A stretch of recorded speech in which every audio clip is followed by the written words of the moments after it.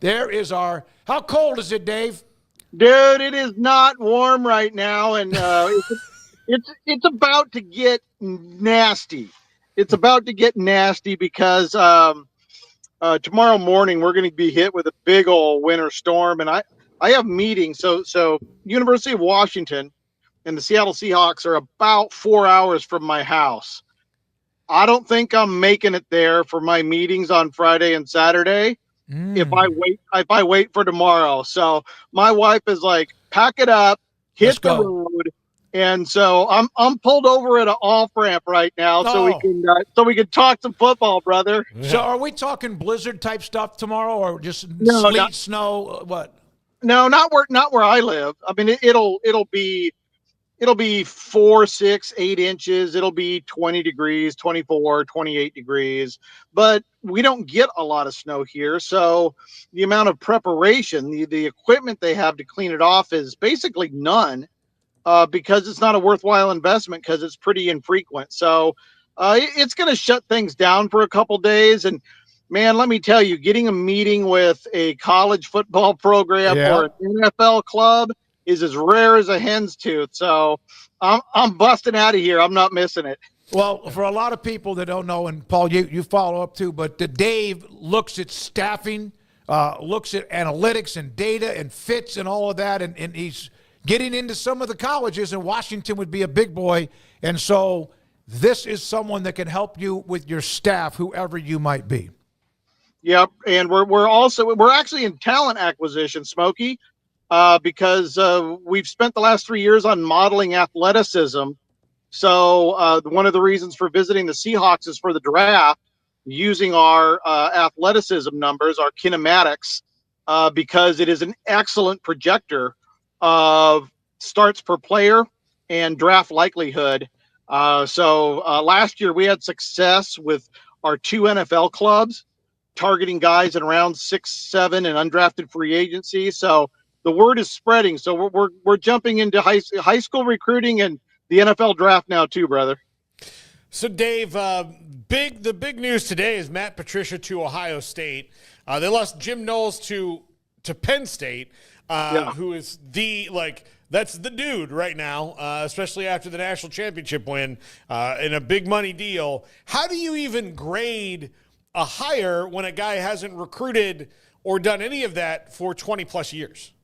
Well, we don't grade on recruiting, right? You know, when it comes down to a coordinator is, do you put the ball in the end zone? Do you keep the ball out of the end zone? Full stop. That's it, right? What is your EPA? When that ball is snapped, what is the expected points per snap? And obviously on defense, the lower, the higher the number in that, the better. And so with the Matt Patricia, we can look and see what he did at the NFL level. But part of it, though, with Matt Patricia is some of that was with the New England Patriots. And Bill Belichick is defensive genius gold, man. He really is. You look at Bill Belichick and Steve Belichick, the last 3 years at New England, top 5 over 3 years in defensive scoring efficiency. Now, bottom 3 in offense, Bill O'Brien got him fired. Let's not kid about it. The offense was terrible. But Belichick can put up defensive numbers. So with the Matt Patricia, I'm looking at it relative to the NFL and where he's been on his own. You know something? All this tells me is Ryan Day went from the short stack at the table to the chip leader in 1 month. And that guy has so many damn chips. He can go next man up to a guy who's never called a play in his life, and an NFL DC that has been an average DC away from Bill Belichick. That's how many chips Ryan Day has right now. Yeah, isn't that amazing? Let the clock just keep ticking, and it's either you go deeper into like debt, so to speak, or things sure like there's no one going to question anything he does right now. It may happen again if they lose, but it seemed like he can just like a magic wand with what he's doing.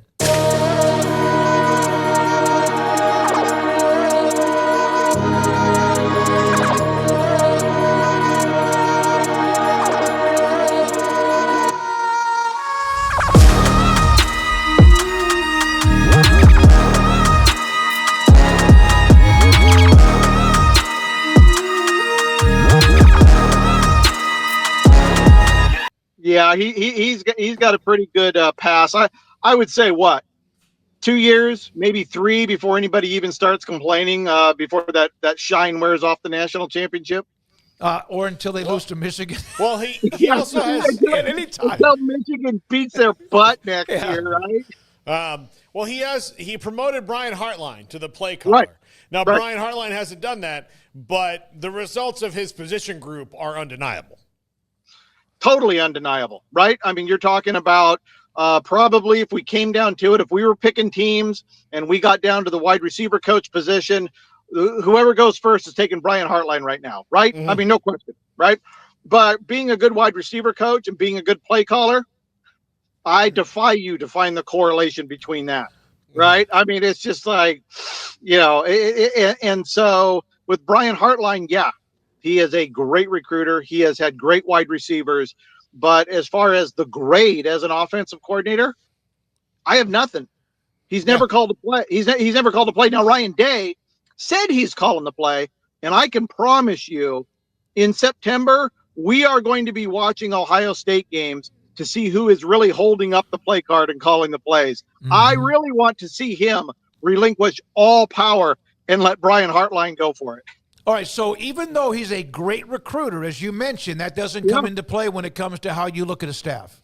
No, it's not. I mean, it's no different than hiring Spavital, right? I mean, if he had no experience, there's no grade.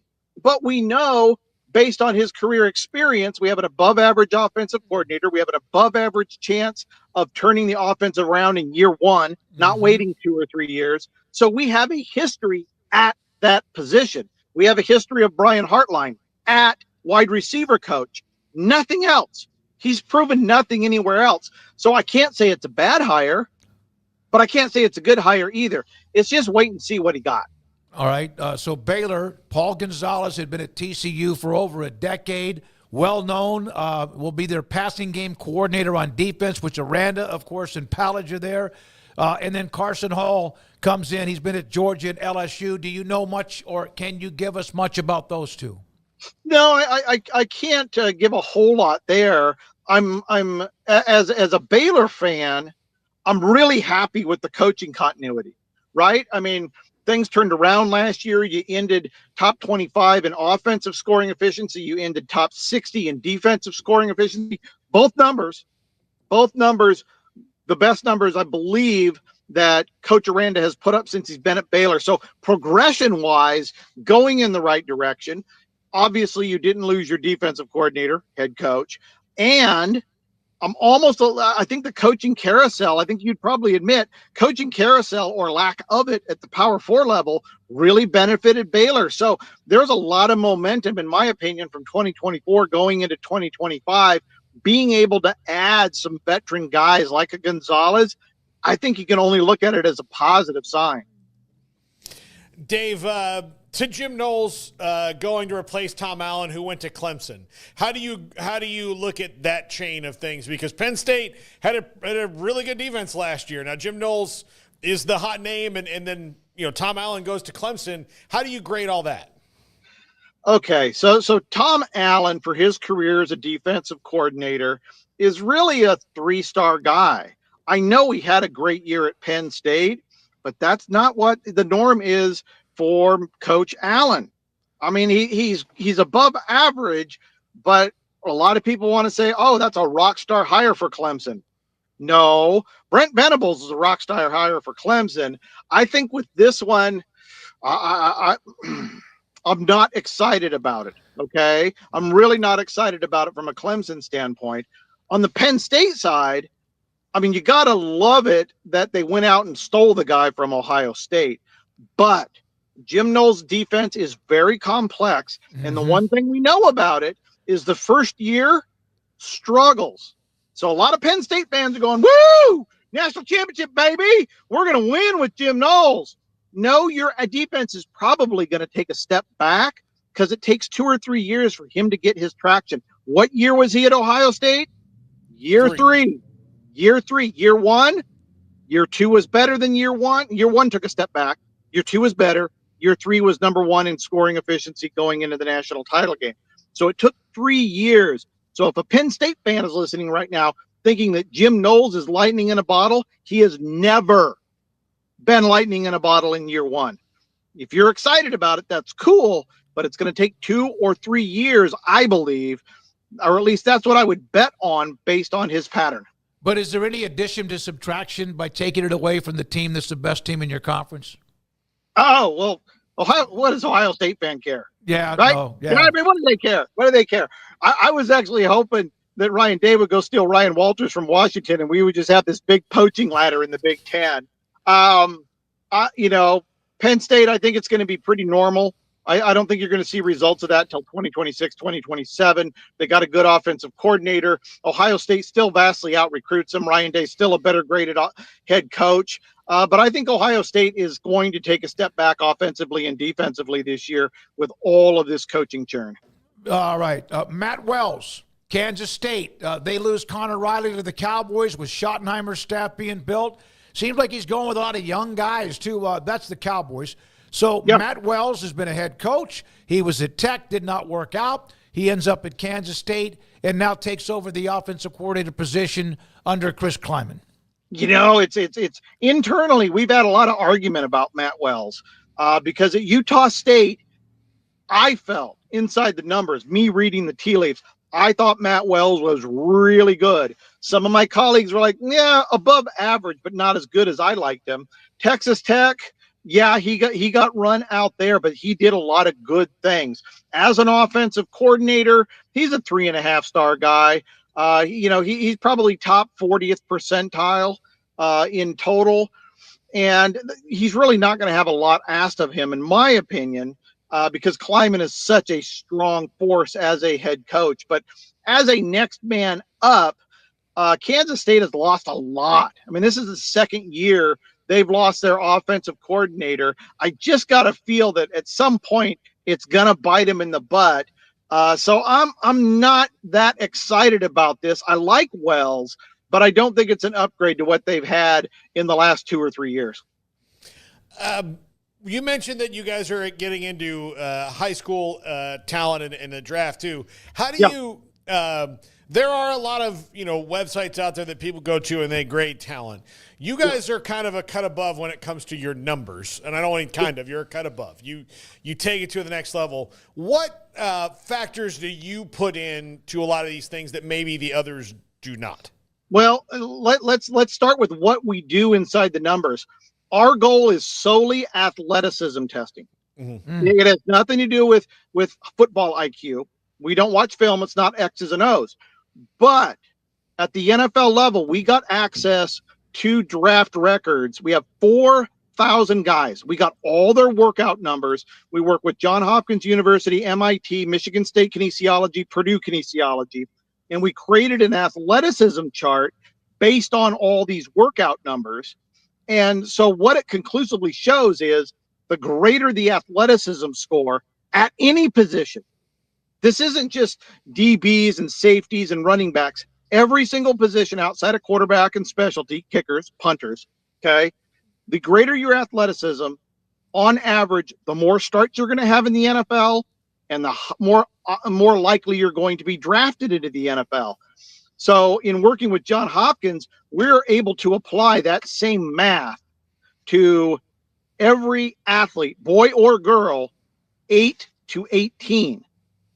So for example, for a Baylor, if Baylor football holds a camp and brings us in for athleticism scoring, we can literally, in order, show them who is most likely to have the athleticism to make the Baylor roster at any point in the future. So the advantage for a Baylor is finding the diamonds before they're in camps, before people see them. For the NFL, it's finding the athleticism without looking at the film. It's like a giant filter to eliminate or bring in talent.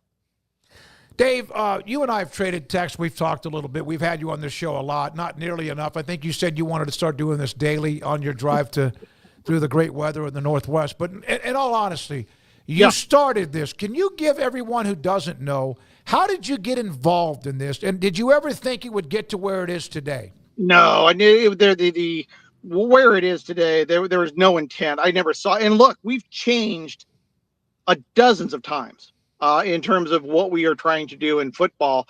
But when I graduated from Oregon in the early 90s, my first job was for big banking. And I was able to create my own position. I know this is going to shock you, Smokey. I created my own position. Now, obviously, this is before I was married and before I had kids, so I had extra time. But after work, I would pull national files on consumers, and I started modeling consumer behavior Really? off of the bank database. And so when I became a district manager of the Pacific Northwest, I asked them, cut my marketing budget in half, because 97% of all the products taken were by 46% of your customers, and I knew who they were. Oh, And okay. then Wells Fargo still uses my modeling to this day. And so my whole life has been using data to predict behavior in people. And so it doesn't matter what the data set is. What matters is how much information we have and what are we trying to model. So whether it's banking, whether it is, I created my own business that merges banks out of business because I know which ones are going to merge out in advance so I can just market to them. And then the same thing, 15 years ago, I happened to hear Colin Cowherd on the radio here locally in Portland. He was talking about talent in college football and his Vegas buddies. And that was 2008. That took me down the recruiting rabbit hole, and pretty much every story you hear about college football performance and recruiting started 15 years ago, me listening to Colin and starting to go into college databases. That's crazy. And part of it was the Vegas and gambling. That to Yeah. try to That's what started it, because Colin was like, hey, talent wins in college football, and all my guys in Vegas have a talent profile for every team, and that's how they help make lines. And he was preaching it, talent. And obviously 2022 was kind of the when we ushered in all the new recruiting data. And so at that point, I had 6-7 years of recruiting data, and that's when I started diving into outcomes versus recruiting. And one thing led to another, and now we staff NFL and college football programs, and now we're dealing with recruiting in the NFL draft only with numbers, no film. And we appreciate it, Dave. Okay, so you're driving to Seattle. Is that right? Yep. And, We're beating the storm, baby. All right. Well, thank you for stopping to give us a chance to see you and also hear your knowledge. We appreciate that. Be careful, and good luck tomorrow over the next couple of days with what you're also getting done with business. Thank you, buddy. Appreciate you all, you and guys. Everybody listening. Appreciate it. Dave Bartoo, College Football Matrix. I just love listening to him and what he's done.